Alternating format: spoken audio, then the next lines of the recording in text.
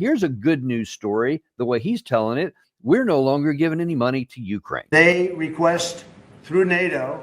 NATO requests missiles. They want Patriots. They want missiles. We give the missiles to NATO. NATO pays us in full. We pay no money to Ukraine. We gave $350 billion to Ukraine. I never know where this $350 billion figure comes from. I've never seen the math add up to that, but that's I guess neither here nor there. But he seems pretty excited about selling U.S. weapons to NATO for the purpose to then funnel on to Ukraine. What do you make of that? That allows him to kind of wash his hand. That was a big, complaint by the MAGA base, and it was used to kind of rev up this issue early on after inauguration, which is that, why are we wasting all this money on Ukraine? Not a priority. Zelensky's corrupt, all this stuff. So Trump kind of solves that problem right there and turns it into a little W. So, but it's relatively small.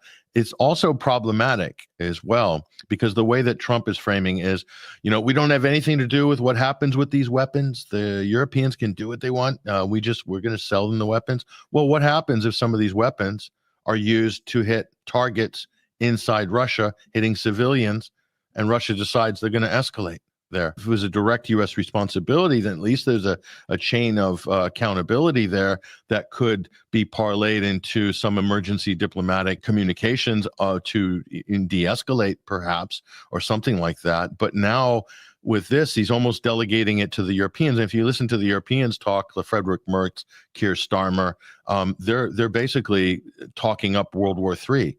In the case of Britain, Keir Starmer said, we need to destroy Russia's shadow fleet. He's talking about taking out all Russian tankers in the Baltic Sea and making it hostile for shipping in the Baltic. And I mean, that's World War III talk. It was always my worry, and I'm not alone, of course, that when the U.S. takes this politically expedient position to say, oh, we're stepping back and the Europeans have to take up the burden of their own collective security, and we want a backseat, America first. There's risks associated with that. That's the paradox of this situation. Is yes, the United States is carrying this burden, but do you trust the crazy infighting tribal petty rivalries of the elite Europeans? I don't. Yeah, and I've a lot of history to back that up.